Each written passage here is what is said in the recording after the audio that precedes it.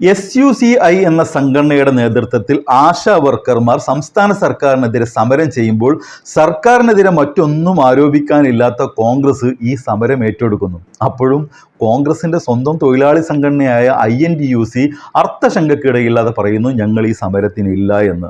അതായത് സ്വന്തം തൊഴിലാളി സംഘടന പോലും ഏറ്റെടുക്കാത്ത ഒരു സമരത്തിനെ പിന്തുണക്കുന്ന ഗതികെട്ട വിഭാഗമായി മാറി കേരളത്തിലെ കോൺഗ്രസ്. ആശാ വർക്കർമാർ കേന്ദ്ര സർക്കാരിന്റെ നാഷണൽ ഹെൽത്ത് മിഷന് കീഴിലുള്ളവരാണെന്ന് അറിയാത്തവരല്ല നമ്മുടെ നാട്ടിലെ UDF മാപ്രകളും.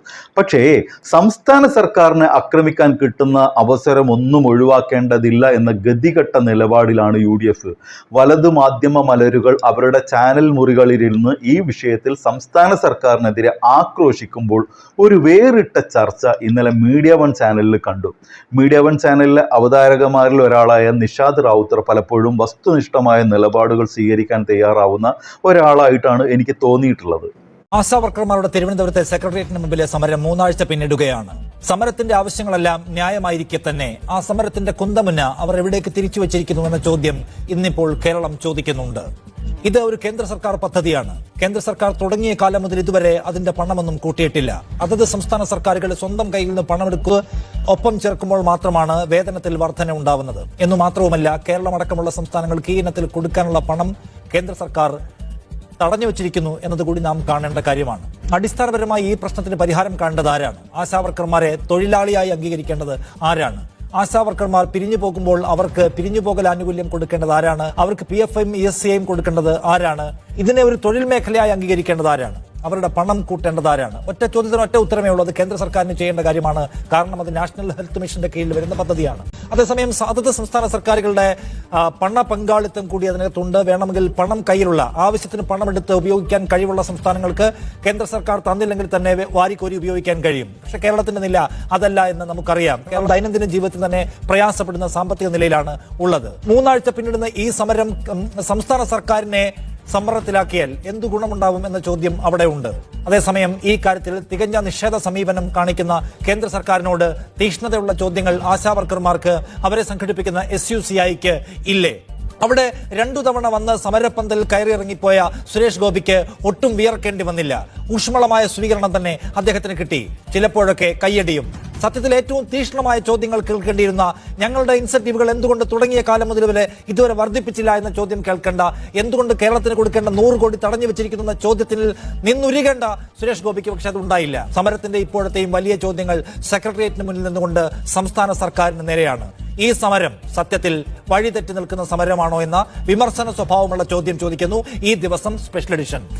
കേന്ദ്ര സർക്കാരിന്റെ പദ്ധതിയാണെന്ന് അറിഞ്ഞിട്ടും ഈ സമരത്തിന് പിന്തുണയുമായി വന്ന കേന്ദ്രമന്ത്രി സുരേഷ് ഗോപിയെയും ഈ സമരത്തിലെ യുക്തിരാഹിത്യത്തെയും ശക്തമായി വിമർശിക്കുന്നുണ്ട് നിഷാദ് റാവുത്തർ.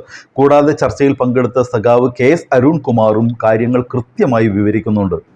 മിനി അല്പസമയം മുൻപ് സംസാരിക്കവേ ആശാ വർക്കർമാരുടെ പ്രതിനിധികളിൽ ഒരാൾ കേരളത്തിന് കൊടുക്കാനുള്ള പണം തടഞ്ഞു വെച്ചിരിക്കുന്നത് നിങ്ങൾ ഒഴിവാക്കണമെന്ന് ഞങ്ങൾ സുരേഷ് ഗോപിയോട് പറഞ്ഞു എന്ന് പറഞ്ഞു. ഒന്ന് മാത്രവുമല്ല, തുടങ്ങിയ കാലം മുതൽ ഇതുവരെ ഇൻസെന്റീവിൽ ഒരു വർധനയും വരുത്തിയിട്ടില്ല. അത് വരുത്താൻ ആവശ്യമായ നടപടി സ്വീകരിക്കണം എന്ന് ഞങ്ങൾ അദ്ദേഹത്തോട് പറഞ്ഞു എന്ന് പറയുന്നു. അപ്പോൾ നിങ്ങൾക്കറിയാം ഇതിന്റെ മൗലികമായ കാരണം കിടക്കുന്നത് എവിടെയാണെന്ന്, ആരാണ് നിങ്ങളുടെ വളർച്ചയ്ക്ക് തടസ്സം നിൽക്കുന്നത് എന്ന്.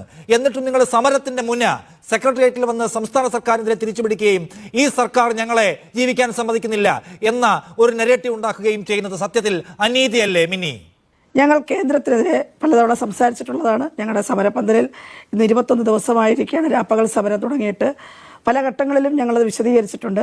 ഇന്ന് വളരെ വ്യക്തമായി അത് സംബന്ധിച്ചൊരു സ്റ്റേറ്റ്മെൻറ്റും ഞങ്ങൾ പുറപ്പെടുവിച്ചിട്ടുണ്ട്. ഇവിടെ ഞങ്ങൾ ഉന്നയിച്ചിരിക്കുന്നത് ഓണറേറിയം വർദ്ധിപ്പിക്കുക. എന്താണ് അതിൻ്റെ കാരണം? ഓണറേറിയവും ഇൻസെൻറ്റീവും എന്ന് പറയുന്ന 2 രീതികളിലാണ് ഇതിൻ്റെ വേതനം നിശ്ചയിക്കപ്പെട്ടിട്ടുള്ളത്.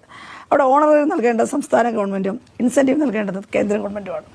ഞാൻ ചോദിക്കുന്നത്, സംസ്ഥാന സർക്കാരിന്റെ നിർണയാവകാശത്തിൽ വരുന്ന കാര്യങ്ങളെ മാത്രം മുൻനിർത്തിക്കൊണ്ടാണോ നിങ്ങളുടെ സമരം? അതുകൊണ്ടാണോ നിങ്ങൾ സെക്രട്ടേറിയറ്റ് തിരഞ്ഞെടുത്തത്? അതുകൊണ്ടാണോ ഈ സർക്കാർ ആശമാരെ അവഗണിക്കുന്നു എന്ന നെഗറ്റീവ് നിങ്ങൾ ഉണ്ടാക്കുന്നത്? അതോ അതിനപ്പുറം നിങ്ങൾ ഉന്നയിക്കുന്ന മൗലികമായ പ്രശ്നങ്ങളുടെ പരിഹാരം കണ്ടെത്താനുള്ള ബാധ്യത കേന്ദ്ര സർക്കാരിനാണോ? അത് വ്യക്തത വരുത്താമോ? തീർച്ചയായിട്ടും. അപ്പം ഞങ്ങൾ ഉന്നയിച്ചിരിക്കുന്ന ഒരു ഡിമാൻഡ് ഓണറേറിയം മിനിമം 700 രൂപ നിരക്കിൽ 21,000 രൂപയാക്കുക. അത് സംസ്ഥാന സർക്കാരിനോട് ചോദിക്കേണ്ടത്. 2, വിരമിക്കൽ ആനുകൂല്യം 5 ലക്ഷം രൂപ പ്രഖ്യാപിക്കുക. അത് സംസ്ഥാന സർക്കാരാണ് നിശ്ചയിക്കേണ്ടത്. പെൻഷൻ അതും സംസ്ഥാന സർക്കാർ. എന്താണ് സംഭവിച്ചിരിക്കുന്നത്?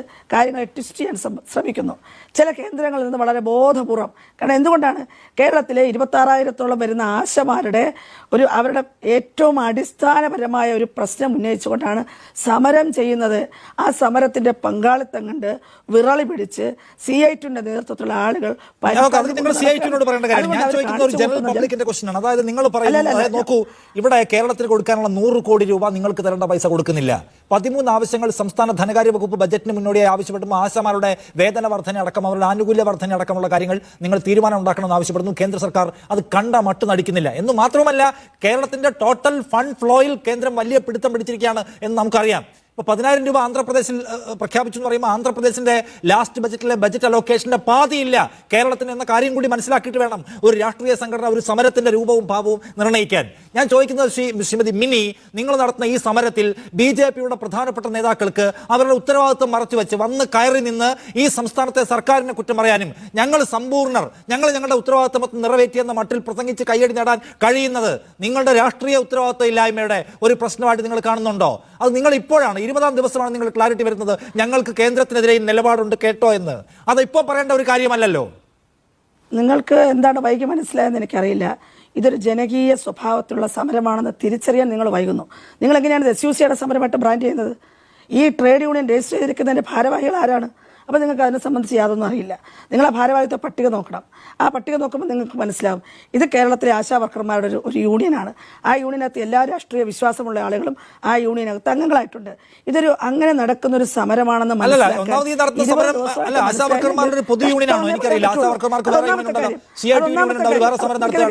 നിൽക്കോളൂ. അല്ലല്ല, ആശാ വർക്കർമാരുടെ പൊതു യൂണിയനാണോ ഇതല്ല? ഇത് വേറെ ട്രേഡ് യൂണിയനാണ്, വേറെയും ട്രേഡ് യൂണിയൻ ആണ്. നിങ്ങൾ അങ്ങനെ പറഞ്ഞാൽ ആകെ കൺഫ്യൂഷൻ. ഇതൊരു സ്വതന്ത്രമായ ട്രേഡ് യൂണിയനാണ്. ഇതിനകത്ത് എല്ലാ വിഭാഗം ആളുകളും ഉൾച്ചേർന്നിട്ടുള്ളൊരു യൂണിയനാണ്. അവിടെ വന്നിരിക്കുന്ന ആളുകളെ സംബന്ധിച്ചിടത്തോളം അവർ വ്യത്യസ്ത രാഷ്ട്രീയ വിശ്വാസമുള്ളവരാണ്. ഞങ്ങൾ നടത്തുന്ന സമരത്തിൽ ഈ ഡിമാൻഡിനെ പിന്തുണച്ചുകൊണ്ട് ധാരാളം ആളുകൾ, അത് രാഷ്ട്രീയ പാർട്ടികൾ മാത്രമല്ല എല്ലാവരും വരുന്നുണ്ട്. അവിടെ കോൺഗ്രസിന്റെ ആളുകൾ വരുന്നുണ്ട്, UDF-ന്റെ ആളുകൾ വരുന്നുണ്ട്. നോക്കൂ, കേന്ദ്ര സർക്കാരിനെതിരെ പ്രഖ്യാപിക്കപ്പെട്ട ഒരു സമരമാണ്. കേന്ദ്ര സർക്കാരിനെതിരെ കൂടി മുനയുണ്ട് എന്ന സ്വഭാവമുള്ള സമരമാണെങ്കിൽ അവിടെ സുരേഷ് ഗോപിക്ക് വരാൻ കഴിയില്ല, അവിടെ കേന്ദ്രമന്ത്രിക്ക് വരാൻ കഴിയില്ല. ഇവിടെ എന്തുകൊണ്ടാണ് സംസ്ഥാനത്തെ മന്ത്രി വരാത്തത്? ഒരു CPIM നേതാവ് വരാത്തത് എന്തുകൊണ്ടാണ്? കാരണം നിങ്ങളത് പ്രഖ്യാപിച്ചിരിക്കുന്നത് നിങ്ങളുടെ കുന്തമുന സംസ്ഥാന സർക്കാരിനെതിരെയാണ്. ഒരേപോലെ കേന്ദ്ര സർക്കാർ ഈ വിഭാഗത്തോട് അവഗണന കാണിക്കുന്നു. അപ്പൊ കേന്ദ്ര സംസ്ഥാന നയങ്ങൾക്കെതിരെ നിങ്ങൾക്ക് മുദ്രാവാക്യമില്ല. അതുകൊണ്ടാണ് സുരേഷ് ഗോപിക്ക് കയറി വരാൻ പറ്റുന്നത്. ഇത് സംസ്ഥാന സർക്കാരിനെതിരെ തിരിക്കാൻ കഴിയുന്ന ഒരു സംഗതിയാണെന്ന് സുരേഷ് ഗോപിക്ക് മുരളീധരനൊക്കെ തോന്നുകയാണ്. അതുകൊണ്ടാണ്. അപ്പൊ നിങ്ങളുടെ സമരത്തിന് വ്യക്തത കുറവുണ്ട്. കേന്ദ്ര സർക്കാരിനെതിരെ നിങ്ങൾക്ക് കണിശമായ ശബ്ദമില്ല. അങ്ങനെ കണിശമായ ശബ്ദം ഞങ്ങൾക്കെതിരെ ഇല്ല എന്ന് അവർക്ക് തോന്നുന്നതുകൊണ്ടാണ് അവർ കയറി വരുന്നത്. ഇല്ലെങ്കിൽ സുരേഷ് ഗോപിക്ക് വരാൻ പറ്റുമോ? കണിശമായ നിലപാട്. എവിടെ 100 കോടി രൂപ നിങ്ങൾ ഉറക്കെ ചോദിക്കുന്നുണ്ടെങ്കിൽ സുരേഷ് ഗോപിക്ക് അതിനെ പടിചവിട്ടാൻ കഴിയില്ല. ഇന്ന് അയാൾ ആത്മവിശ്വാസത്തോടെ വന്ന് കയറി നിൽക്കുന്നു നിങ്ങളുടെ കൂട്ടത്തിൽ, നിങ്ങളുടെ സമരത്തിന്റെ ആളാണ് എന്ന മട്ടിൽ. ആ ധൈര്യം നിങ്ങൾ എടുക്കുന്ന ലൂസായ സമീപനത്തിന്റെ ഭാഗമാണ്. എന്തുകൊണ്ട് മനസ്സിലാവാത്തതുകൊണ്ടാണ്. അത് നിങ്ങൾ ഈ മാധ്യമങ്ങളിൽ ചർച്ച ചെയ്യുന്നത്, നിങ്ങൾ നാട്ടിലേക്ക് ഇറങ്ങുന്ന ജനകീയ സമരങ്ങളുടെ പൾസ് എന്താണെന്ന് മനസ്സിലാക്കും. 35 കൗൺസിലർമാർ 35 കൗൺസിലർമാർ BJP-ക്കുണ്ട്. അവരുടെ കീഴിൽ പണിയെടുക്കുന്ന നൂറുകണക്കിന് ആശാ വർക്കർമാരുണ്ട്. അവരാഗ്രഹിക്കുകയാണ് അവരുടെ നേതാവിനെ കൊണ്ടുവരണം. എന്താ കുഴപ്പമുണ്ടോ? ഇവിടെ കോൺഗ്രസിന്റെ പഞ്ചായത്ത് ഭരിക്കുന്നിടത്തെ ആശമാർ ഈ സമരവേദിയിൽ ഇരിക്കുകയാണ്. അവരുടെ നേതാക്കൾ വരണമെന്ന് അവർ ആഗ്രഹിക്കുന്നു. പ്രശ്നമുണ്ടോ?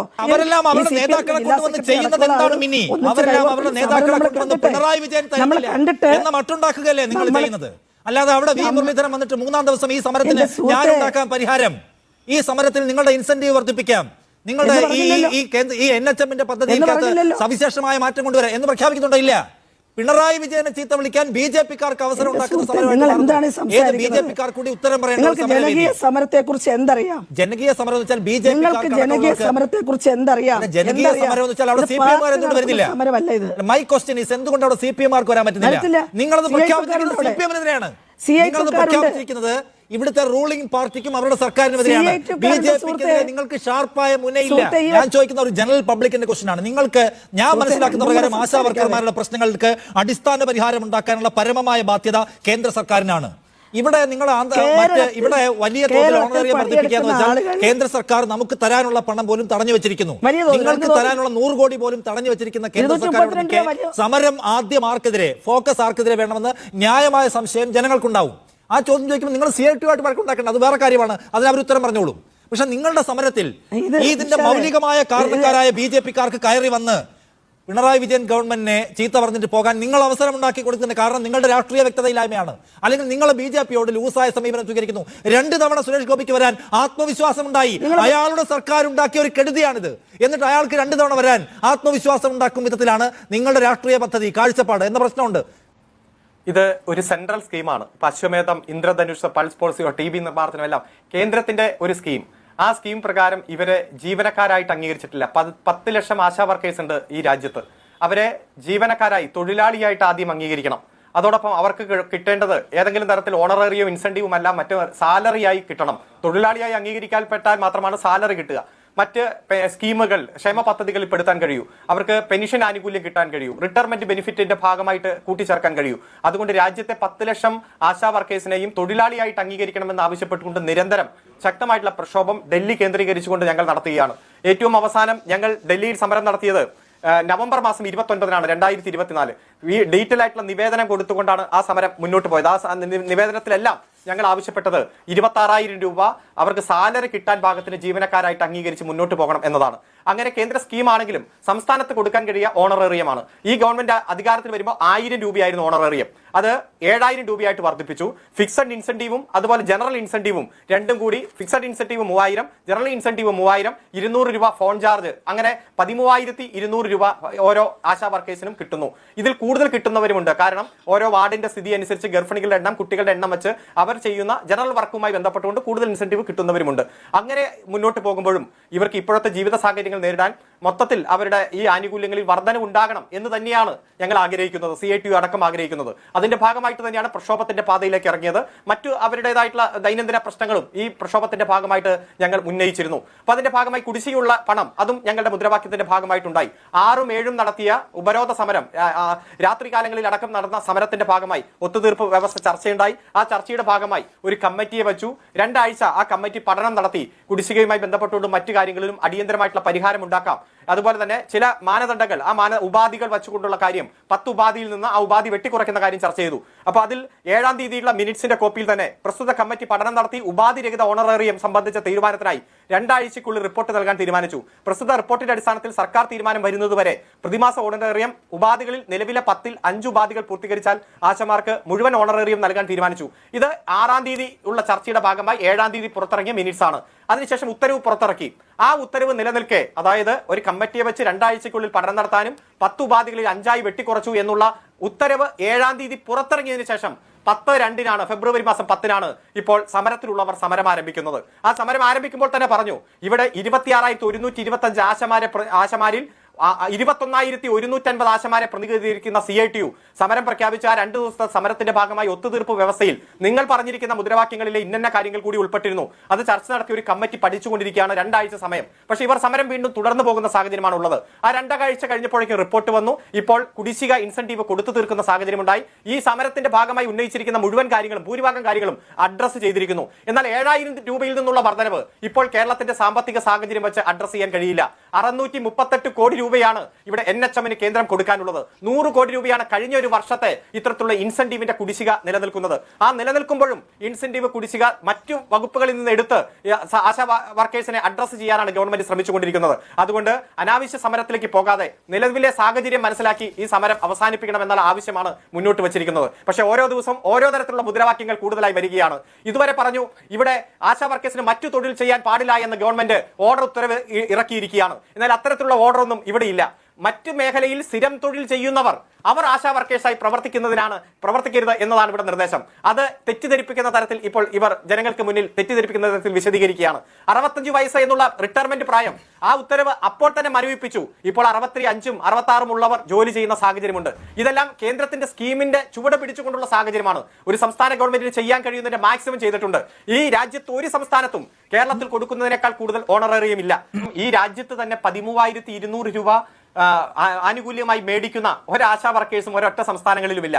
ബംഗാളിൽ ഇത്ര പ്രഖ്യാപിച്ചല്ലോ, തെലങ്കാനയിൽ ഇത്ര പ്രഖ്യാപിച്ചല്ലോ എന്നാ. അതൊക്കെ പ്രഖ്യാപനങ്ങളിൽ ഒതുങ്ങുകയാ.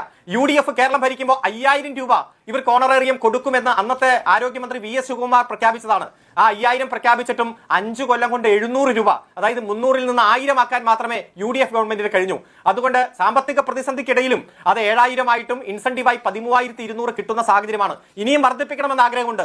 ഇപ്പോഴത്തെ ഈ സാമ്പത്തിക പ്രതിസന്ധി, പ്രത്യേകിച്ച് കേന്ദ്ര ബജറ്റിൽ തന്നെ ഈ കേരളത്തിനുള്ള വിഹിതം ഏറ്റവും വെട്ടിക്കുറച്ചതും കേരളം എന്ന പേര് പോലും അതിൽ ഉൾപ്പെടുത്താത്ത സാഹചര്യമുണ്ട്. കേരളത്തിന്റെ ധനകാര്യമന്ത്രി കേന്ദ്ര ധനകാര്യമന്ത്രിയെ പോയി കണ്ട് ഈ കേരളത്തിന്റെ ആവശ്യങ്ങൾ ഉന്നയിക്കുമ്പോൾ ചൂരൽമല മുണ്ടക്കൈ പ്രശ്നങ്ങൾ ഉന്നയിച്ചതുപോലെ, വിഴിഞ്ഞത്തിന് സ്പെഷ്യൽ പാക്കേജ് ഉന്നയിച്ചതുപോലെ, വന്യജീവി ആക്രമണത്തെ നേരിടാൻ പാക്കേജ് ആവശ്യപ്പെട്ടതുപോലെ തന്നെ ആശാ വർക്കേഴ്സിന്റെ അടക്കം ഓണറേറിയം വർദ്ധിപ്പിക്കാനുള്ള അനുകൂല സാഹചര്യം ഉണ്ടാക്കാൻ 20-22 കാര്യങ്ങൾ ഉന്നയിച്ചതാണ്. അതിനൊന്നും ഒരു പരിഹാരമോ ഒരു ഇടപെടലോ ഉണ്ടായിട്ടില്ല.